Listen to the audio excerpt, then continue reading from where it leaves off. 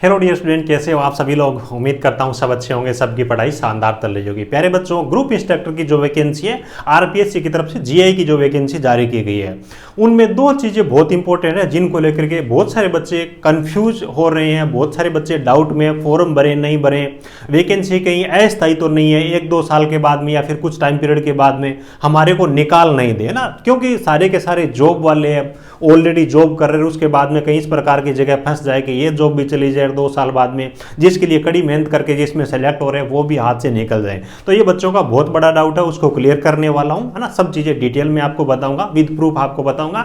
और दूसरी चीज़ ये कि कई सारे बच्चों को एक्सपीरियंस का जो इनका फॉर्मेट है उसको लेकर के डाउट है कि सर हमारी कंपनी अपने लेटर पैड भी बना के दे रही है या फिर हमारा जो विभाग है आरपीएससी ने जो फॉर्मेट दिया नोटिफिकेशन उस फॉर्मेट पे बना के नहीं दे रहा है, तो क्या उसी पे बनवाना जरूरी है या फिर आपके पास में कोई ऑप्शन है क्या। इन दोनों चीज़ों के बारे में अपन बात करेंगे और दोनों चीज़ों के बारे में बताना बहुत ज़्यादा जरूरी है, क्योंकि ये इस प्रकार की चीज़ें जो पढ़ाई के अंदर मतलब क्या है कि टेंशन देती है ना कहीं दिमाग के अंदर ये चीज़ें रहती है पढ़ते टाइम की, कहीं ऐसा नहीं हो बाद में निकाल दें यार, जिसके लिए 68 वैकेंसी कड़ी मेहनत कर रहे हैं और ऑलरेडी अपन जॉब कर रहे हैं, बाद में कहीं इतनी मेहनत करके सेलेक्ट होते हैं अपने को वहाँ से हटा दे।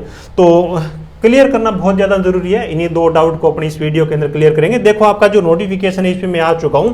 सबसे पहली चीज़ तो ये है कि मैं आपको डाउट क्लियर कर दूं, अपने दिमाग से अस्थायी वर्ड है उसको निकाल दीजिएगा। नोटिफिकेशन में भले ही मेंशन कर रखा हो, लेकिन ये जो भर्ती है ऐसा नहीं कि 1-2 साल के बाद में आपको निकाल देंगे, आपको जॉब के लिए अंदर रखेंगे। देखो राजस्थान के अंदर जब भी कोई इस प्रकार की भर्ती आती है ना जिसके अंदर कुछ टाइम पीरियड के बाद में निकाला जा सकता है, उसके लिए संविदा भर्ती हिंदी के अंदर वर्ड यूज होता है और इंग्लिश में होता है कॉन्ट्रैक्ट बेस्ड। देखो इनको निकालना तो मतलब पॉसिबल नहीं है। संविदा भर्ती में जो लोग लगे हुए हैं ना वो भी घर जाने को तैयार नहीं है, संविदा वाले भी। तो राजस्थान के अंदर जब भी इस प्रकार की भर्ती आती है जिनको निकाला जा सकता है, जो मतलब परमानेंट भर्ती के रूल रेगुलेशन में नहीं होते, वो संविदा कर्मी होते हैं, कॉन्ट्रैक्ट बेस्ड वाले होते हैं। यहाँ पे जो रूल रेगुलेशन दिए गए ना 1975 का जो रूल दिया गया, उसके बाद 2014 का दिया गया, ये परमानेंट भर्तियों के लिए रूल रेगुलेशन है। ऑलरेडी बहुत सारे लोग इन रूल रेगुलेशन के तहत भर्ती हुए अभी मतलब कह के काम कर रहे हैं, किसी भी प्रकार की कोई भी दिक्कत नहीं है। फॉर एग्जाम्पल अगर मैं बात करूं आपकी इसी डिपार्टमेंट के लिए बात कर लो, अभी जैसे कि वाइस प्रिंसिपल की भर्ती आई थी आईटीआई के लिए, उन नोटिफिकेशन में आप देखोगे यही वर्ड का यूज किया गया है। लेकिन ऐसा नहीं कि आज की डेट में वाइस प्रिंसिपल की जरूरत है उसके बाद हटा देंगे, उनको जरूरत नहीं रहेगी, ऐसा नहीं रहेगा। और तो जो आपकी 2018 वाली जो जूनियर इंस्ट्रक्टर वाली जो वैकेंसी का नोटिफिकेशन आप देखोगे अस्थायी वर्ड का यूज किया गया है और इन्हीं नियमों के तहत वो भर्ती हुई है। इस बार की जो भर्ती है 24 वाली जूनियर इंस्ट्रक्टर की, कोई भी स्थायी और अस्थायी कोई भी वर्ड नहीं दिया गया, जबकि इन्हीं सेम नियमों के तहत वो भर्ती हुई है। ठीक है, तो इन चीज़ों को दिमाग से हटा दीजिएगा।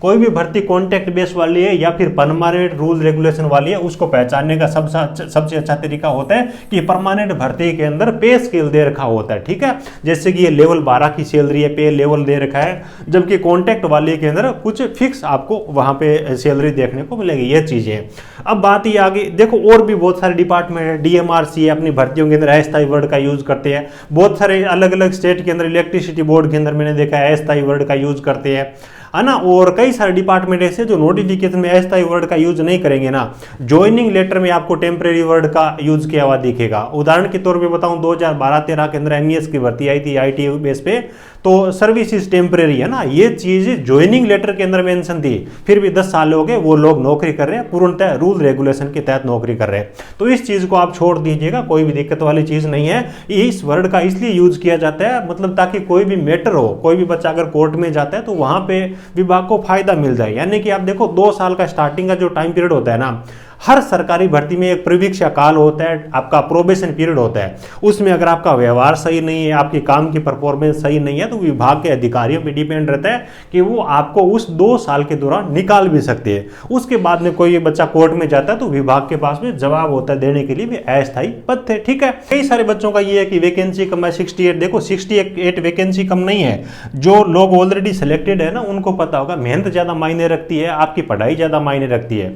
अब जेईएन की जो पिछली आरएसएसबी की तरफ से भर्ती करवाई गई थी, इलेक्ट्रिकल मैकेनिकल के मात्र उसके अंदर 24-25 वैकेंसी थी दोनों ब्रांच को लेकर के। कई सारे बच्चे अपने नॉन ऐसे थे, 4-5 कम से कम बच्चे ऐसे होंगे जो कि मतलब नॉन बचे थे अपने, वो सेलेक्ट हुए थे अच्छी पढ़ाई करने वाले। और बहुत सारे ऐसे तो जो मतलब क्या कि ज़्यादा मेहनत नहीं करते थे, सिविल की भर भर के वहाँ पे वैकेंसी आई थी, फिर भी वो लोग सेलेक्ट नहीं हो पाए। तो आप कड़ी मेहनत करोगे तो आपका सिलेक्शन हो जाएगा ना। अच्छी तरीके से पढ़ाई करिए, आपके सिलेबस के अकॉर्डिंग चीज़ों को पढ़िएगा। और वैसे देखो बहुत सारे बच्चों को ये था कि सर इसका तो स्टडी मटेरियल नहीं मिल रहा, मैं तो सर बुक्स लेके आया था लेकिन सिलेबस के मेरे को टॉपिक नहीं मिल रहे हैं ना। जैसे कि कई बच्चे इलेक्ट्रिकल के हैं और उनको जैसे कि मैकेनिकल वाली चीज़ें है तो वो टॉपिक सिलेबस के अंदर ढूंढोगे तो आपको मिलेंगे नहीं, होते सिलेबस में ही है लेकिन आपको वो चीज़ें मिल नहीं पाती है। फॉर एग्जांपल सिविल वाले इलेक्ट्रिकल में नहीं ढूंढ पाएंगे।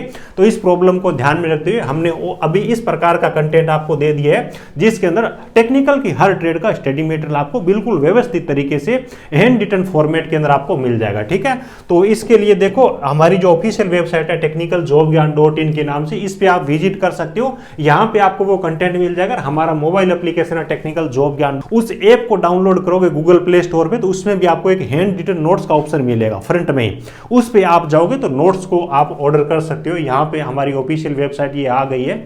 ये चीज़ें आपको बहुत ही अच्छा कंटेंट एक जगह मिल रहा है, आपका वो टाइम वेस्ट नहीं होगा कि भी पहले बुक्स के अंदर चिन्ह लगाए कौन कौन सा टॉपिक सिलेबस में है, उसके बाद नोट्स तैयार करें। तो वो जो एक्स्ट्रा मेहनत है वो आपकी बच जाएगी और पूर्णतः व्यवस्थित तरीके से जो चीज़ें है वो हमने यहाँ पे दे रखी है ना। थोड़ा सा टाइम लग रहा है ना। तो ये ऑफिशियल वेबसाइट है और अगर आप मोबाइल फोन के अंदर ओपन करोगे तो यहाँ पे आपको एक 3 डॉट का ऑप्शन दिखेगा। उस ऑप्शन पे जैसे आप क्लिक करोगे तो हैंड रिटन नोट्स का एक ऑप्शन यहाँ पे दिख जाएगा। तो आरपीएससी ग्रुप इंस्ट्रक्टर के नोट्स आपको यहाँ पे दिखाई देंगे। 2 स्पाइरल बाइंडिंग वाली फाइल है, बिल्कुल नीट एंड क्लीन आपको प्रिंट आउट मिलेगा। A4 साइज के अंदर बिल्कुल अच्छी तरीके से लिखी हुई चीजें हैं। 2 फाइल है जो कि हम डाक से आपको भेजने वाले हैं। ठीक है, और वीडियो को डिस्क्रिप्शन में आपको ये सारी लिंक्स आपको मिल जाएगी। तो अच्छी तरीके से पढ़ाई करो, टॉपिक के अकॉर्डिंग सिलेबस के अकॉर्डिंग चीज़ों को पढ़ो, है ना। और दूसरी चीज़ ये कि बहुत सारे बच्चे जो एक्सपीरियंस सर्टिफिकेट के फॉर्मेट को लेकर के परेशान है कि हमारी कंपनी अपने लेटर पेड पे दे रही है। देखो सबसे पहले चीज़ तो ये, किसी भी विभाग के अंदर किसी भी कंपनी में आप जॉब कर रहे हो तो आप कोशिश करिएगा कि जो यहाँ पे इन्होंने फॉर्मेट दे रखा है उस फॉर्मेट को बना के दे, ताकि आपको आगे बिल्कुल आप फ्री माइंड रहो। ठीक है, ये चीज़ आप कोशिश करिएगा। अगर वो नहीं देते, जैसे कि कई बच्चे 5 साल से जॉब छोड़ दिया है ना, 7 साल से, या फिर वो लोग बहुत ज़्यादा दूर है ना, कंपनी का स्टाफ चेंज हो गया है ना। मतलब क्या है कि विभागों से जो एक्सपीरियंस सर्टिफिकेट बनवाना है ना, खासतौर से प्राइवेट कंपनियों में, उनके फॉर्मेट में ही बना के देते वो, मतलब क्या है कि बहुत ज़्यादा आनाकानी करते। तो स्पेशल फॉर्मेट के अंदर तो बना के देना ही बहुत ज़्यादा मुश्किल है ना। वैसे तो गवर्नमेंट को एक स्पेशल फॉर्मेट जारी करना चाहिए एक्सपीरियंस सर्टिफिकेट का, उसके अलावा अलग अलग विभाग वो अलग अलग नहीं रखें। इसकी वजह से बहुत सारे लोगों को परेशान होना पड़ेगा। बाय द वे, इनके फॉर्मेट के अकॉर्डिंग आपकी कंपनी विभाग नहीं बना के देता है तो आप कोशिश करिएगा कि इनके फॉर्मेट के अंदर जो चीज़ें मांगी गई है, आप लेटर पेड पे बना रहे हो ना कंपनी के, फिर भी इन्होंने जो चीज़ें मांग रखी है, जो डिटेल्स मांग रखी है, वो उसके अंदर डाल दीजिएगा, ताकि सिलेक्शन होने के बाद में डीवी के अंदर ये कोई प्रॉब्लम भी करे, कोई एतराज भी करे तो आपके पास में एक रास्ता रहे कोर्ट में जाने का। जो डिटेल उन्होंने मांग रखी है वो मैंने इनको सबमिट कर रखी है। अब फॉर्मेट वाले कागज से कुछ नहीं होता, डिटेल होना बहुत ज़्यादा जरूरी है। ठीक है, तो जो डिटेल्स है वो भी बेसिक डिटेल्स है, कोई खास नहीं है। लगभग हर कंपनी के हर डिपार्टमेंट के फॉर्मेट के अंदर ये चीज़ें मिल जाएंगी। फिर भी अगर आपको कोई अलग लगती है तो ये चीज़ें अपने फॉर्मेट के अंदर डलवा लो, बाकी कोई दिक्कत नहीं है। हालांकि कोशिश यही करनी है कि इसी फॉर्मेट पे आपको बने, लेकिन पैनिक होने की जरूरत नहीं है। अच्छी पढ़ाई करो, 68 वैकेंसी भी बहुत है। इस प्रकार के ग्रेड पे आपका 4800 का ग्रेड पे है, तो इनमें क्या होता है कि ज़्यादातर जो मतलब क्या है कि प्रमोशन से ही पद भरे जाते हैं। तो ये तो मतलब क्या है कि आप खुशकिस्मत हो कि 68 वैकेंसी यहाँ पे निकाल दें। ठीक है, तो देखो टारगेट बड़ा होगा तो मेहनत भी आपको उसके अकॉर्डिंग करनी पड़ेगी। ठीक है, बाकी वीडियो अच्छा लगा तो एक प्यारा सा लाइक करना, अपने जरूरतमंद दोस्तों के साथ में शेयर करिएगा। कंटेंट की जरूरत हो तो हमारी ऑफिशियल वेबसाइट से आप ऑर्डर कर सकते हो, डाक के जरिए हम आपके एड्रेस पे डिलीवर करने का काम करेंगे। Thank you, best of luck.